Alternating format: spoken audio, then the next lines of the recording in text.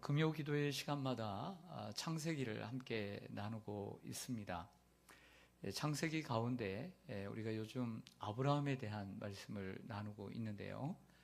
창세기 50장 가운데 아브라함의 이야기는 창세기 11장 후반부터 25장 초반까지 무려 장수로는 15장이 아브라함의 이야기가 기록되어 있습니다. 그런데 그 15개의 장의 이야기 가운데 가장 많이 등장하는, 그리고 많은 분량, 가장 많은 엑스트라로 가장 많이 등장하는 인물은 단연 조카 롯입니다. 롯의 이야기는 창세기 13장에서 그리고 14장, 그리고 오늘 본문인 19장, 이렇게 3장이 할애되어 있음을 볼 수가 있습니다.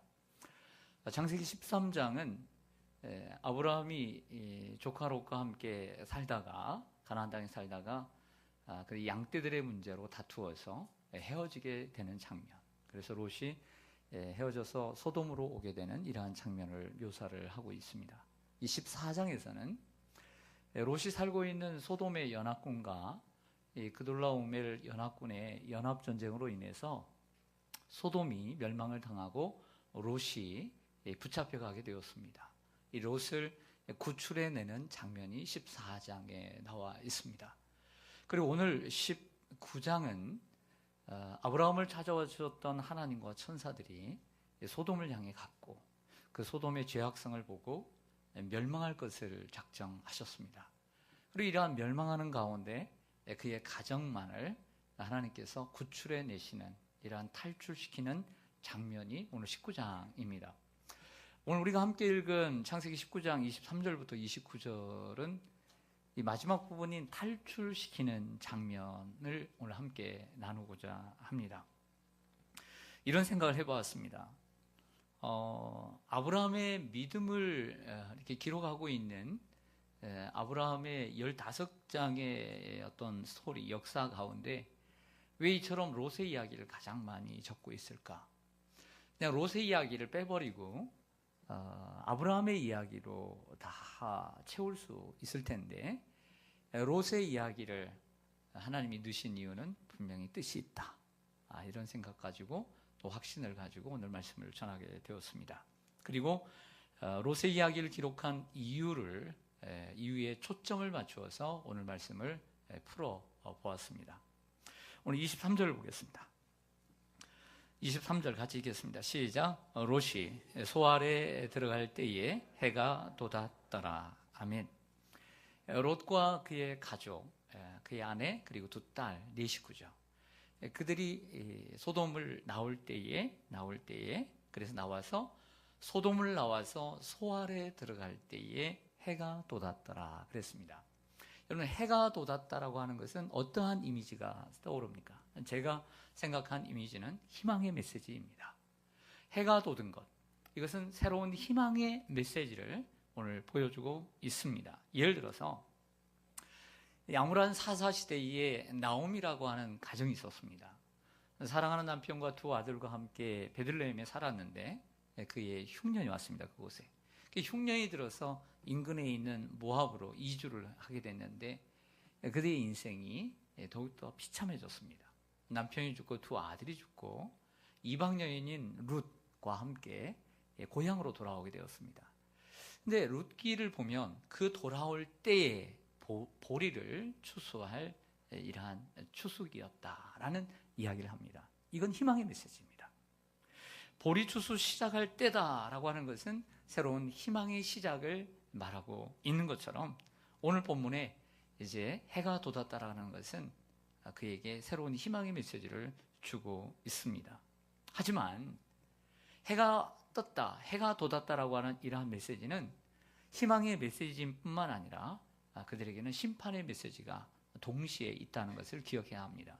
고대 근동에서는 해가 뜨는 시간에 재판이 시작됐습니다. 사람을 심판하고 재판하는 시간은 아침 이른 시간부터 재판에 들어가게 되는 것이죠. 해가 뜨는 시간에 맞춰 하나님께서 소돔과 고모라에 불과 유황을 비같이 내리셨다라고 말을 하고 있습니다. 제가 얘기하고 있는 건 뭘까요? 제가 뭘 얘기하고 있는 걸까요? 해가 돋았다라고 하는 것은 두 가지 의미라는 거예요. 하나는 어떤 사람에게는 해가 돋은 사건이 희망의 메시지이지만 동시에 그 소돔 땅에 고모라에 살고 있는 사람들에게는 심판과 멸망의 메시지라고 하는 것입니다. 노아의 홍수는 하나님의 심판이었지만 동시에 노아의 여덟 식구에게는 희망의 메시지였어요. 축복의 시간이었다는 거죠. 생명이었습니다. 구원이었죠. 소돔과 고모라는 불과 유황으로 멸망을 받았지만 롯의 가정은 구원을 받았습니다. 누구는 멸망을 당하고 누구는 구원을 받았습니다. 예수님도 마태복음 24장 40절 이하 이렇게 말합니다. 그때에 두 사람이 함께 밭에 있습니다. 두 사람이 함께 밭에 있는데 한 사람은 데려감을 당하고 그리고 한 사람은 버려둠을 당할 것이라. 또 두 여인이 함께 맷돌을 가는데 그 마지막 심판의 때에 한 사람은 데려감을 당하고 한 사람은 버림을 당하리라. 이렇게 말씀하고 있습니다. 똑같이 밭을 메고 있었고 똑같이 이처럼 맷돌질을 하고 있었습니다. 심판과 구원은 동시에 오는 것입니다. 우리는 예수님의 마지막 비유를 기억합니다. 마태복음 25장에 나오는 예수님의 세 가지 비유만 보더라도 그 사실이 명확합니다. 예수님께서 다시 오실 때, 마지막 그 주인이 다시 오실 때에 모든 것이 구분됩니다. 모든 것이 확실하게 명확하게 구분됩니다. 슬기롭고 지혜로운 처녀와 미련하고 어리석은 처녀들이 구분될 것입니다. 신실한 하나님의 종들과 신실하지 못하고 게으른 종들이 구별될 것입니다. 양과 염소가 구분될 것입니다. 한 무리들은 구원과 영생을 얻지만 또 다른 무리들은 심판과 영벌에 처하게 될 것입니다. 그러므로 우리는 어떻게 해야 합니까? 마지막 때에 이 열천의 비유처럼 우리는 늘 깨어 있어야 합니다. 성령의 충만함을 입고 늘 주님을 사모하며 깨어 있어야 할 줄로 믿습니다. 우리의 삶의 형편이 어떻든지 간에 게으르지 말고 나태하지 말고 바쁘다고 하지 말고 늘 주님과 긴밀한 교제를 나눠야 될 줄로 믿습니다. 달란트 비유처럼 다시 오실 주님을 바라보며 하나님의 영광을 위해서 이익을 남겨야 할 줄로 믿습니다. 또 양과 염소의 비유처럼 이웃을 위한 우리의 헌신이, 성도들을 위한 우리의 섬김이 주님을 위한 섬김, 주님께 하듯 주님을 위한 섬김이라는 것을 우리가 인식하며 살아야 할 줄로 믿습니다. 오늘 소돔의 멸망 사건을 통해서 제가 여러분들에게 전하고 싶은 것은 하나님의 심판과 함께 영생과 구원은 동시에 온다는 거예요. 오늘 누구는 죽어가지만 하나님의 심판 앞에, 하지만 그 심판 앞에 구원을 얻는 사람이 있다는 것을 우리가 기억해야 될 줄로 믿습니다. 두 번째로 오늘 본문 속에서 제가 기억하고 또 생각할 수 있었던 것은 이 세상의 것은 영원하지 않다는 거예요. 오늘 이 말씀, 소돔과 고모라의 멸망을 통해서 이 세상은 영원하지 않다. 오늘 24절, 25절 보겠습니다. 제가 24절 읽겠습니다. 여러분 25절 읽고요.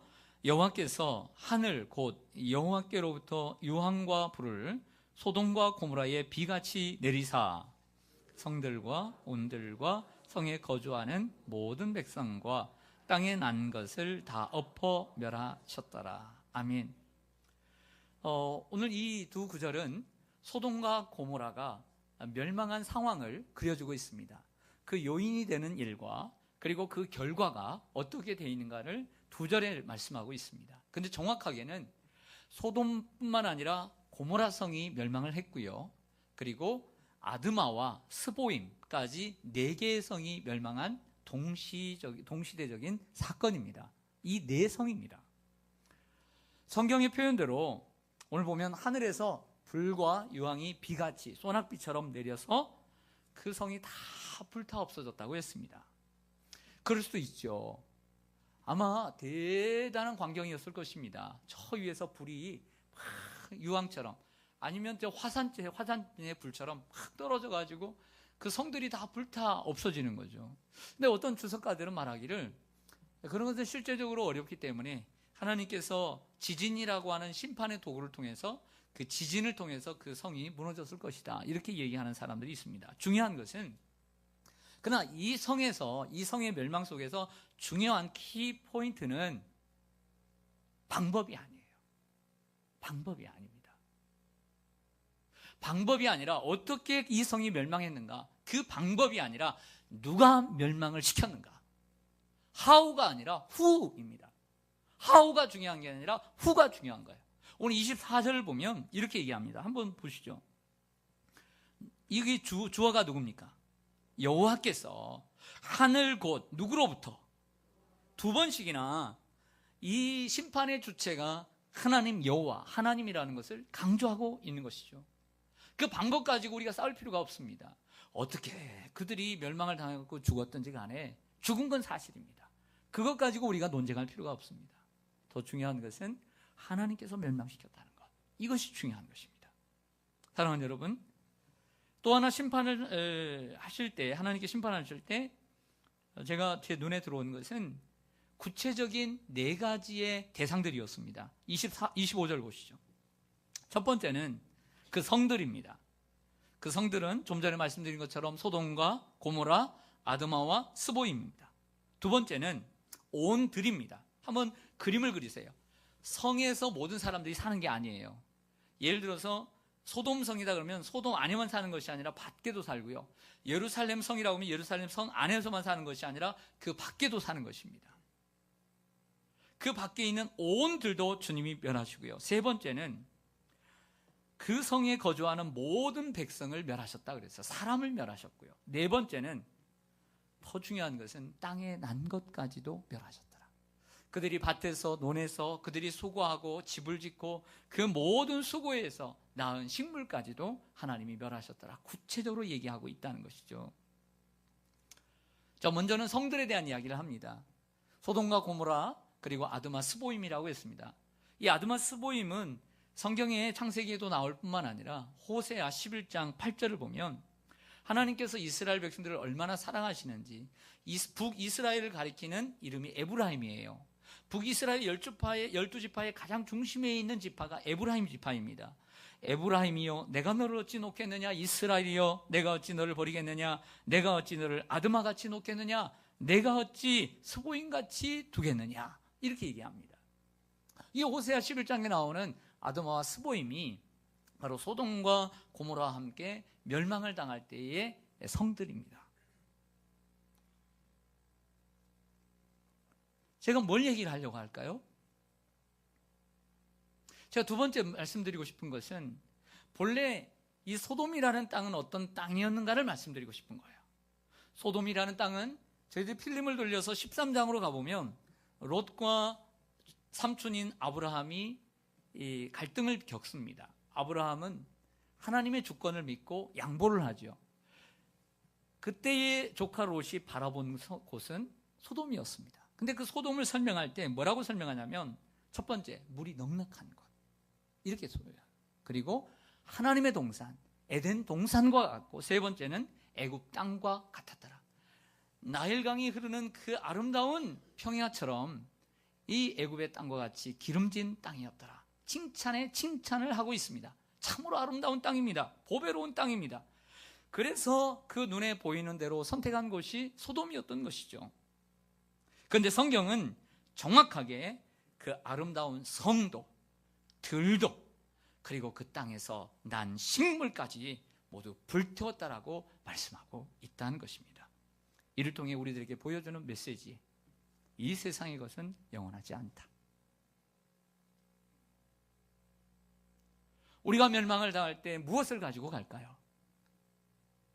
우리가 멸망을 당할 때 무엇을 가지고 갈까요? 우리가 이 땅에서 몇십 년 후에 죽을 때 여러분들은 뭘 가지고 갈 수 있을까요? 동전 하나라도 가지고 갈 수 있을까요? 5만 원짜리 하나라도 가지고 갔을까요? 아니면 한 묶음이라도? 세상이 불탈 때 모든 것이 불탈 것이고, 개인적으로 우리가 세상을 떠날 때 어느 것도 가져가지 못합니다. 이 세상의 어떤 것도 영원히 우리의 것이 될 수가 없다. 이런 말씀을 깨닫게 되었습니다. 누가복음 12장 20절 21절에 보면 한 부자가 예수님께 와서 묻는 장면이 나옵니다. 그가 부자인 것을 알고 잘난 체하는 이 부자 청년에게 예수님이 이렇게 말씀하십니다. 하나님은 말씀하셨다. 이르시되 어리석은 자여, 오늘 밤에 내 영혼을 도로 찾으리니 그러면 내 준비한 것이 누구의 것이 되겠느냐? 여태까지 네가 쌓은 것이 누구의 것이 되겠느냐? 그 성들이 누구의 것이 되고 그 집들이 누구의 것이 되며 네가 장사한 그 네가 수고한 들의 그 식물들이 누구의 것이 되겠느냐? 하셨으니 자기를 위하여 재물을 쌓아두고 하나님께 대하여 부요하지 못한 자가 이와 같으리라. 즉 주님의 말씀은 하나님께 부요한 자가 되어라. 이 땅에 부유한 자가 되지 말고 하나님이 기억하시는 부자가 되어라. 어떤 일을 가리켜서 거룩할 성자를 써서 성부가 되어라. 이렇게 얘기를 합니다. 여러분, 우리는 남은 생에, 지나온 생애 동안 하나님께 향하여 정말 부유하지 못했다면 회개하고 우리의 미래를 준비하는 것처럼, 우리의 남은 생애를 준비하는 것처럼 그 남은 생애보다 더 중요한 이후에 우리의 생애를 위해서 하나님 앞에 부요한 삶을 살도록 노력해야 될 줄로 믿습니다. 이런 여러분들 되시기를 주님의 이름으로 간절히 축원합니다. 26절을 보겠습니다. 26절 같이 한번 읽겠습니다. 26절 시작. 롯의 아내는 뒤를 돌아보았으므로 소금 기둥이 되었더라. 아멘. 여러분 지나간 것이지만 생각나네요. 여러분, 하나님께 부요하다 그래서 하나님께. 어떤 교회 보니까 어떤 성도님이 실제 그렇더라고요. 그렇더라고요. 선교사님의 동생인데 그랬대요. 그 선교사님이 그래도 아무래도 이제 동생이니까 오빠니까 돈이 필요할 거 아니에요. 그래서 자기 교회는 큰 교회예요. 동생이 다니는 교회가. 그래가지고 11조를 오빠한테 보낸 거예요. 40이 넘도록. 사람들이 이런 생각을 가지고 있어요. 여러분, 11조는 본교회에 드려야 되는 거예요. 그리고 내 교회가 크다고 해서 나는 내가 이 11조를 다른 사람들에게, 하나님 기뻐하지 않아요, 그거. 네? 하나님 기뻐하지 않아요. 분명히 여기에 드려야 될 거 다른 데로 돌린다고 하나님 기뻐하지 않아요, 그거. 정말 드리고 싶으면 11조 하나님 앞에 드리고 다른 11조를 선교 헌금으로 보내야 되는 거예요. 제가 이렇게 목회를 하면서 느끼는 건 뭐냐면 가끔씩 재정부에 들어가서 제가 11조를 전수조사합니다. 재직들 전수조사를 해요. 네. 그러면서 올해 눈에 안 띄는 사람들이 있어요. 그 마음 왜 이렇게 흐트러졌을까? 사람을 보고 흐트러진 건가? 교회를 보고 흐트러진 건가? 왜 사람을 보고 할까? 하나님 앞에 바로 서야 되지 않은가? 이런 생각을 할 때가 있어요. 하나님 앞에 부요한 자가 되도록 노력해야 돼요. 부요한 자가. 하나님은 아십니다.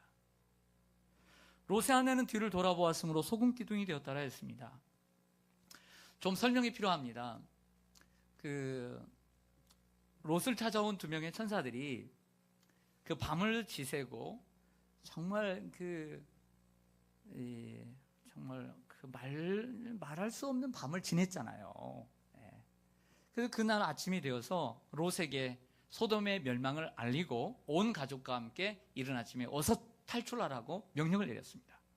그러나 롯은 성경을 보면 지체했다고 기록을 해요. 그러니까 이 두 명의 천사들이 먼저 안달이 난 거예요. 안달이 난 거예요. 이게 하나님의 명령이니까. 그래서 롯의 손을 잡고 롯의 아내의 손을 잡고 그리고 또 한 천사는 두 딸의 손을 잡고 끌듯이 성문 밖까지 끌어냈어요. 그리고 난 다음에 그 성 밖에 와서 지침을 내려줍니다.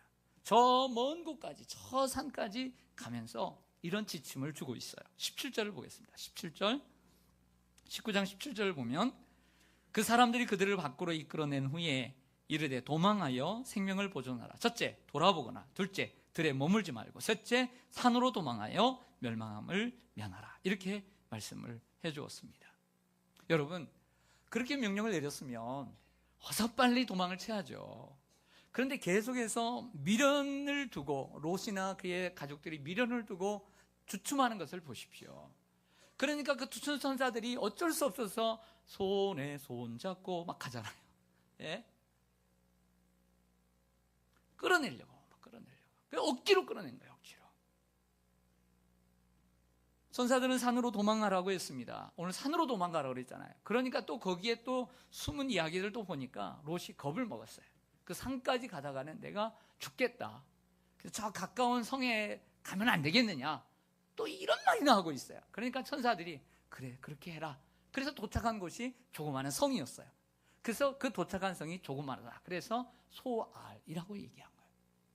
네, 소알이라. 그런데 롯의 아내는 천사들이 말하는 것을 가벼이 여기고 그 성의 성 밖으로 나왔죠. 성 밖으로 나왔습니다. 유황불은 없습니다. 불도 없습니다. 불에서는 자유로웠지만 한참을 지나가다가 뒤를 돌아본 거로 소금 기둥이 되었더라. 화면을 한번 보시죠. 이게 롯의 아내의 소금 기둥이라고 하는 상징물입니다. 사람이 세운 건 아니고요.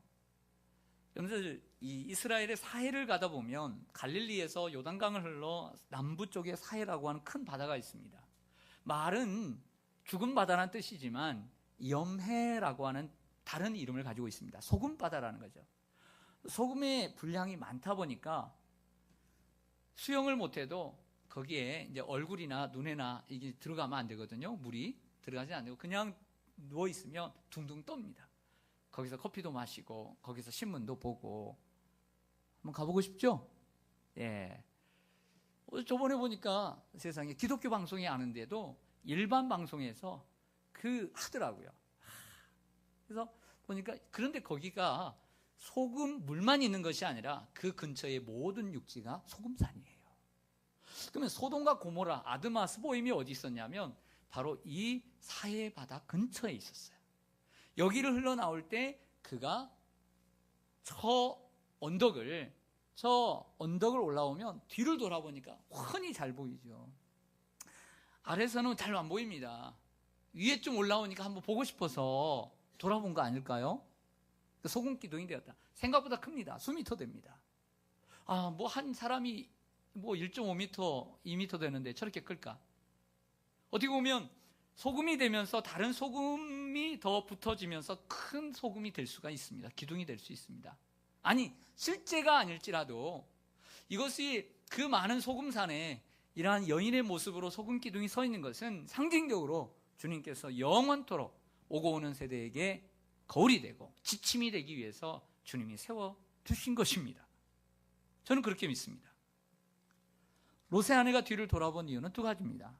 세상에 대한 미련을 버리지 못했고 또 하나는 하나님 말씀에 대한 불순종이죠. 전사들을 통해서 뒤를 돌아보지 말고 머물지 말고 라고 가라고 했는데 뒤를 돌아보는 하나님의 말씀에 대한 불순종의 결과라고 할 수가 있습니다. 그렇다고 한다면 제가 마지막으로 드리는 메시지는 뒤돌아보지 말아야 된다는 거예요. 뒤돌아보지 말아야 된다는 거예요. 앞만 향해서 가야 된다는 것이에요. 그것이 오늘 세 번째로 드리는 메시지입니다. 사랑하는 여러분, 성경 신약 성경에 기록된 소돔과 롯의 기록을 몇 군데만 한번 찾아보았습니다. 먼저는 베드로후서 2장 6절을 보면 소돔과 고모라 성을 멸망하기로 정하여 죄가 되게 하사 후세에 경건하지 아니할 자들에게 본을 삼으셨느니라. 소돔과 고모라의 멸망을 통해서 베드로후서 2장 6절을 통해서 보여주는 것은 경건하지 아니한 자에게 본이 됐다라고 하는 것이죠. 여기에 경건이라는 것은 소돔과 고모라가 경건하지 않았다는 거예요. 하나님을 믿는 자녀로서 소돔과 같은 죄악의 도시에서 무분별한 가치관, 무분별한 세계관을 가지고 사는 자들에게 경계를 삼기 위하여 주셨다라고 성경은 쓰이고 있다는 것이죠. 누가복음의 소돔에 대한 이야기, 롯에 대한 이야기가 많습니다. 누가복음 10장 12절을 보니까 내가 너희에게 말하노니 그날에 소돔이 그 동네보다 견디기 쉬우리라. 소돔이 그 동네보다 견디기 쉬우리라. 예수님이 복음을 전했던 그 동네를 얘기하죠. 시돈과 두로가 이 동네보다 견디기 쉬우리라 이렇게 얘기합니다. 무슨 얘기냐면 소돔의 죄악이 많아서 하나님 멸망시키셨지만 시대가 가면 갈수록 소돔보다 더 죄악된 삶, 죄악된 도시가 많을 것이다. 그리고 죄악이 많을 뿐만 아니라 하나님의 심판의 강도도 더욱더 강해질 것이다 라고 하는 메시지입니다. 누가복음 17장 32절에 보니까 이런 말이 있습니다. 롯의 철을 기억하라. 따라하겠습니다. 롯의 철을 기억하라. 무릇 자기 목숨을 보존하고자 하는 자는 잃을 것이요 잃는 자는 살리라. 그 뒤의 말씀과 연결해서 해석을 해야 합니다. 롯의 철에 뭘 기억하라는 것입니까? 롯의 처가 세상을 사랑하고 자기의 연연에서 그 소돔을 바라봄으로써 더 귀한 것을 잃어버렸다는 것입니다. 물질의 유혹을 이기지 못한 세상을 바라본 그 롯의 철을 기억하라는 것입니다. 예수님이 이런 말씀하십니다. 내 보물 있는 곳에 내 마음이 있느니라. 뭔가 두고 왔겠죠. 자꾸 생각나는 거예요. 쌓아두고 모아놓고 오는 것, 그 생각나가지고 뒤돌아보는 거예요. 보물이 있으니까 마음이 가니까 눈이 가죠. 그래서 보았습니다. 결국에는 그렇게 멸망하게 된 것입니다. 주님 우리에게 묻습니다. 너의 마음이 어디 있느냐? 너의 마음이 어디 있느냐? 여러분들의 마음은 어디에 있습니까? 세상에 성공에 있습니까? 공부에 있습니까? 아니면 물질에 있습니까? 누가복음 9장 62절에도 이런 말씀을 합니다. 이것은 소돔과 혹은 롯과는 상관이 없는 말씀입니다. 제가 생각이 난 말씀입니다. 누가복음 9장 62절에 예수님께서 나를 따라오려거든 이런 말씀을 합니다. 예수께서 이르시되 손에 쟁기를 잡고 뒤를 돌아보는 자는 하나님의 나라에 합당하지 아니하니라. 저는 농부의 아들입니다. 저는 직접 이 쟁기를 갈아보지는 않았지만 아버지가 쟁기를 갈 때 옆에서 돕고 그리고 도와드리고 그랬습니다. 쟁기를 잡는 일은 쉬운 일이 아닙니다. 그냥 잡기만 하면 사람들은 압니다. 저 소가 끌고 갈 줄 압니다. 여러분 그렇지 않습니다. 만약에 그렇게 쉬운 일이라면 저도 했을 것입니다. 쟁기 그까짓 것. 사람들이 얘기합니다. 경운기 아무나 몰지 뭐. 경운기 아무나 몰면 아무나 몰았을게요. 그렇지 않습니다. 쟁기란 땅에 따라서 다르지만 땅을 갈아야 됩니다. 그러기 위해서는 이 손에 쥔 쟁기를 손에 힘을 줘야 합니다. 소가 바르게 갈 수 있도록 신경도 써야 합니다. 혹이라도 그 앞에 뭐가 있을지 모르니까 조심해야 합니다. 뒤를 돌아볼 여유가 어디 있습니까? 그렇게 쟁기를 갈았다가는 큰일 납니다. 여러분, 쟁기를 잡고 뒤를 돌아보는 자는 하나님 나라에 합당치 않다. 이 말이 무엇입니까? 우리가 주님을 믿고 하나님의 자녀가 되고 세례를 받고 하나님의 거룩한 직분을 받고 사명을 받고 사명자가 되어서 하나님의 사역을 하면서 또 천국을 바라보면서 오직 주님만이 오직 유일하신 하나님이시고 오직 그분을 통해서만 우리는 나는 구원을 받을 수 있으며 죽어서도 천국과 지옥 가운데 천국에 들어갈 수 있는 믿음을 갖고 사는데 우리의 남은 인생 가운데 어려움이 옵니다. 고난이 옵니다. 환난이 옵니다. 그때 흔들릴 수 있다는 거죠. 그러나 결코 뒤돌아보지 말라는 거예요. 뒤돌아보는 자는 하나님 나라에 합당하지 않다라고 말씀합니다. 여러분, 우리의 대부분의 주소는 금천구입니다. 이번에 서울시장이 이번 여름에는 다른 동네에서 옥탑방에서 한 달을 보냈습니다. 개인적인 사담에서 이렇게 얘기했답니다. 정말 죽을 뻔했다고. 찜질방 같은 올해 같은 그런 더운 날에 에어컨도 없이 선풍기 한두 대 가지고 살았습니다. 나이도 많은 분이 얼마나 고생했겠어요. 개인적으로 만나서 정말 죽을 뻔했다고 그러더라고요. 그런데 이번 겨울에는 금천구에서 한 달을 보낸답니다. 예, 우리 시흥 4동에 오시려나 독산 3동에 오시려나 주택가로 오시겠죠. 예, 어디로 올지 모르니까 옥탑방에 있는 분들은 청소 잘하고 계십시오. 일단 옥탑방 제가 볼 때 조그만 하면 안 됩니다. 커야 합니다. 그리고 새로 아마 지을 수도 있습니다. 난방도 해야 되겠죠. 여러분, 우리의 주소가 있습니다. 내가 살고 있는 곳이 내 주소입니다. 강남이 집값이 올랐습니다. 요즘 이 서울의 25개국 모두 다 투기 지역이 되었습니다. 그렇지만 물가가 잡히지 않고 집값이 잡히지 않습니다. 오늘 도봉구 그리고 저쪽에 노원구까지도 올랐다고 했습니다. 서로 부추기고 있죠. 근데 이 청와대의 이 경제수장이 오늘 어제 그런 얘기를 했습니다. 다들 강남에 살고 싶은 건 아니다. 그 말에 이제 아주 태클을 걸고 있습니다. 그렇죠. 모든 사람이 강남에 살 수는 없죠. 하지만 우리의 로망이라는 게 있습니다. 나도 강남에 한번 살고 싶다라고 하는 사람들의 희망을 꺾었다. 이렇게 해서 화살을 맞고 있습니다. 그러나 여러분, 우리의 삶에도 이처럼 어떤 사람은 여기서 저기서 하면서 내 육신적인 어떤 안위를 위해서 더 좋은 주소로 가려고 하는 것처럼 육신을 위해서. 그러나 영적으로 보면, 영적으로 볼 때 영적으로도 더 좋은 우리가 영적 현 주소를 가져야 될 줄 믿습니다. 영적으로도 더 좋은 강남으로 가야 되죠. 그런데 영적으로 볼 때 더 후진 곳으로 가는 사람들이 있다란 말이에요. 왜 영적으로는, 겉으로는 더 좋은 주소로 가려고 하면서 왜 영적으로는 더 후진 곳으로 가려고 합니까? 그래서는 안 되죠. 여러분들의 영적인 현 주소는 어디입니까? 환난이나 박해나 고난으로 인해 주춤하는 신앙은 아닙니까? 믿음으로 이기시기를 바랍니다. 세상의 염려와 재물의 유혹에 빠져 뒤돌아보는 신앙은 아닙니까? 이겨나가시기를 바랍니다. 하나님이 주신 축복을, 하나님이 이처럼 주신 축복이 있다면 그 축복을 자유로 삼아, 신앙의 자유로 삼아 더욱더 주님을 섬길 것이지 방종의 기회로 삼아서는 안 될 줄로 믿습니다. 회개하시고 다시 믿음을 회복하시기를 바랍니다. 그러나 위로하고 싶습니다. 정말 위로하고 싶어요. 어떤 분들을 위로하고 싶냐면 정말 믿음으로 살려고 노력해요. 정말 믿음으로 살려고 성실하고 정직하며 신실하며 의로우며 믿음으로 살려고 애쓰는데도 그 삶에 고난이 오고 어려움이 오고 환난이 오고 아픔이 오고 질병이 오고, 저는 그런 분들에게 위로하고 싶어요. 이 세상에 우리를 끊으려고 환난이나 핍박, 많은 것들이 우리를 넘어뜨리려고 합니다. 그러나 예수 그리스도 안에서 주시는 하나님의 사랑에서 우리를 결코 끊을 수 없음을 믿습니다.